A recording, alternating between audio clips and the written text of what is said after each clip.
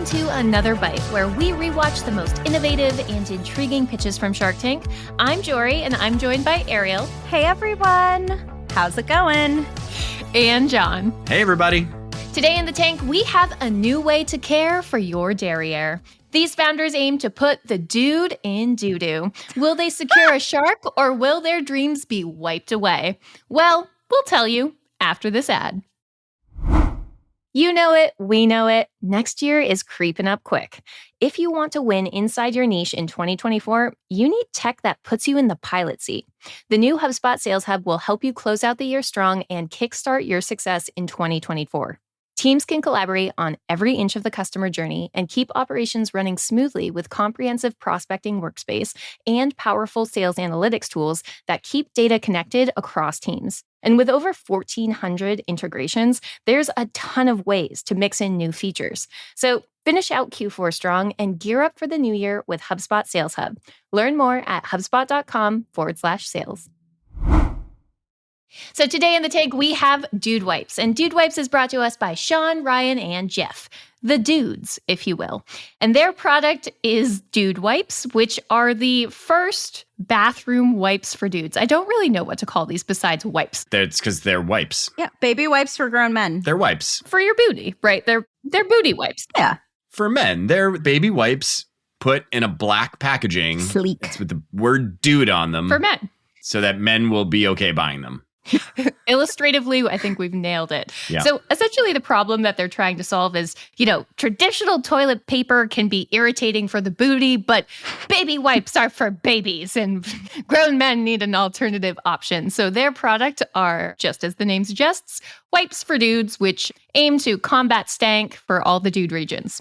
And it's meant to be a complement to toilet paper, so it's not like a one-for-one replacement. But thinking about our product and potentially our branding, we might start with you, Ariel, because I don't know if we've done it quite the service that these founders have put into their marketing. But thinking about our product and our founders and our pitch, what are our initial thoughts? This is so dependent on getting the marketing right. What's really crucial here, and I actually think that Dude Wipes did a really great job of nailing this, is coming up front with a very strong brand that can then entice men when they're in the toilet paper aisle. When you think about gendered marketing, and for those that aren't as familiar, gendered marketing is how are you tailoring your message towards one gender over the other gender, and really making sure that you're positioning your brand based off of some of those pain points that your audience has.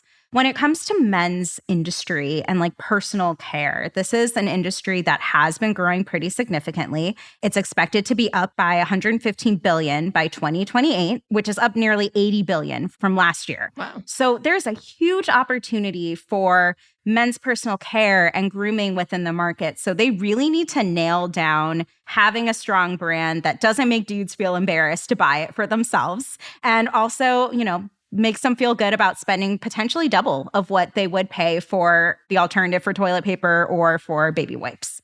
Yeah. The fallacy about men is that they don't want to take care of themselves and they don't want to look good. We get typecast as a gender into being slobs. And the truth is actually I think a lot of men want to look good. And I think the key, Ariel, to your point about getting this right, is making it acceptable for men to step into personal care and care about personal care. And there have been a bunch of companies that have taken different approaches on this, right? If you think about Dollar Shave Club, you're basically like, well, this is a company that's trying to transform shaving, and they're doing it through being part of a community of people who are in on an internet meme and are into saving money. And Dude Wipes absolutely freaking nails it from a brand perspective, because if any brand is going to win men over from toilet paper to wipes, it's going to be Dude Wipes, because it's just perfectly marketed to exactly who it's for. It looks acceptable to have in a man's bathroom. And by the way, men love to tell their friends about this shit. Literally. That guys are going to be like, dude, you got to go and use the bathroom at my place. I'm going to use the bathroom at Tom's house because Tom's got Dude Wipes. Yeah. Got my Dude Wipes. Totally. It's they're all about optimizing. So I think this is an incredible product. I think it's so easy for some of these brands to just only be for men or people who identify as a male gender. So what's really great is this is still a pretty safe brand in terms of, we're catering towards men, but we're not being exclusive about it. Yeah, women can be dudes too, and they need their wipes too. Yeah, everyone needs their wipes. Yeah. I mean, I think you're like, okay, this is a product that's perfectly branded to bring a bunch of people into a space that they otherwise have felt has been maybe a little hostile towards them. And so that wall's broken down. You also, to your point, Ariel, are part of a huge growing market. I think men's personal care is growing incredibly fast. Yeah. So the ingredients are here for this to be an incredible company. And it basically comes down to whether or not they've got the right distribution and the right valuation to get a deal done here. It sounds like they are on track. They mentioned that they've just sealed this deal with Kroger where they're launching nationally in like 2,200 stores, and it's like a $3 million contract. So they've got proof of concept, and it looks like they're trying to nail down distribution as of the pitch. Yeah, the thing I'm super interested to know is most of the men's personal care brands that I have seen really take off have all been direct to consumer. Interesting. And they've been part of that whole direct to consumer wave. And then they use retail as kind of a backstop there. And it's super interesting that they kind of came in and are like, hey, our path here is Kroger. And the thing I'm a little worried about actually for them is I don't think grocery stores are maybe the best way for them to reach their target market. You know, Barbara made this point that, you know, who's going to buy these is not the man, it's the man's wife. And I'm like, see, that's where Barbara's wrong about that, actually. Like, I think guys are going to buy dude wipes because the biggest segment growing in men's personal care is like 18 to 29. Those guys are not married. And they're probably barely going to the grocery store. And if they're going to the grocery store, it's not to buy personal care stuff. I would be a lot more excited if they had a massive D2C following and if their social was huge.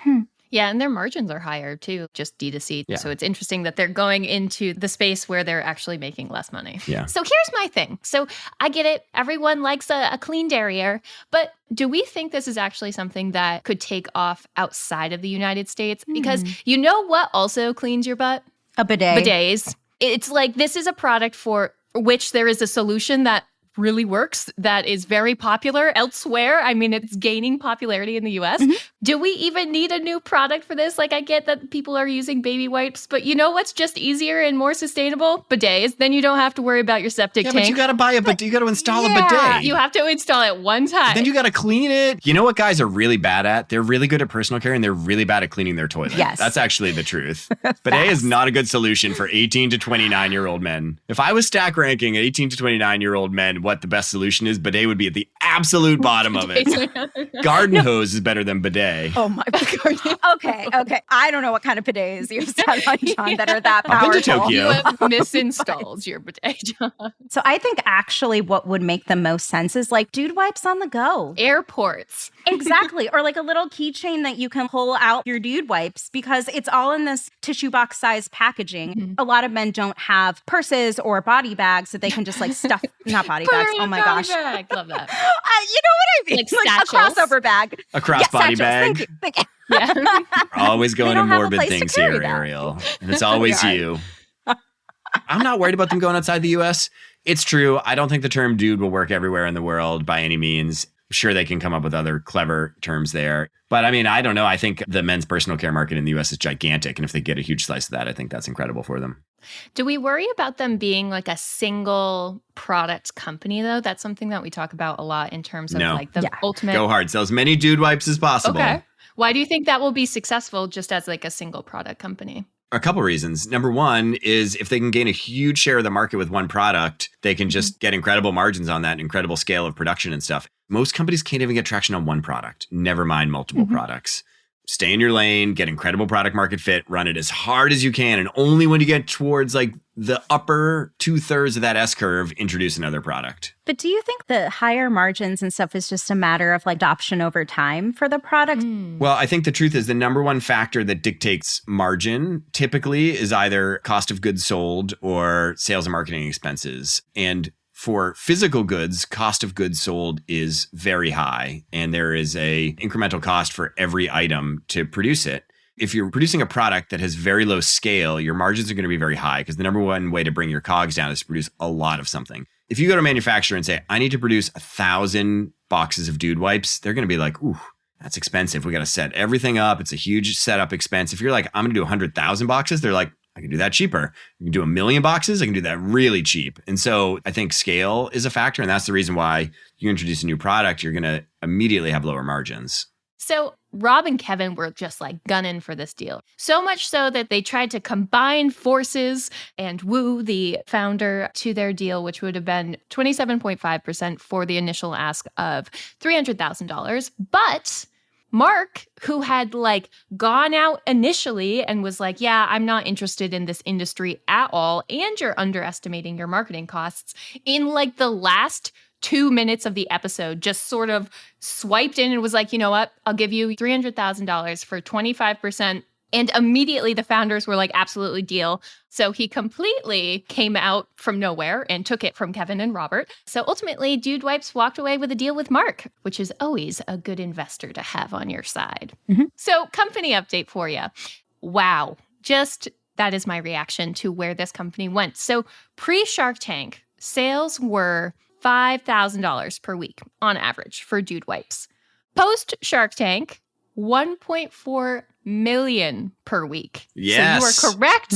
There are a lot of dudes There are a looking lot to of dudes who want to wipe. Yeah. Let them wipe. Dudes need to be wiped, everybody. Let the dudes wipe. They are currently available in 15,000 retailers, including Walmart, Target, Kroger, and you can, yes, buy them on Amazon. They are the number 2 selling wipe in the US. And as of 2023, their annual revenue is $100 million. Wow. So take a bite out of that, Mark, because he was definitely right to swipe in and, or I don't know. I'm out of derriere puns. It's fine. Your intro he got is the so deal strong. And he's making you just a lot peaked, of money. you know? Yeah, you already I know. achieved. Yeah. Anyway, it was all successful for Dude Wipes. Yeah. Not crappy at all. Your best puns were behind you, Jorie. Alas.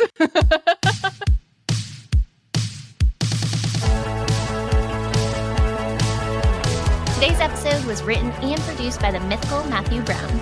Additional support comes from Melanie Romero and editing from Robert Hartwig.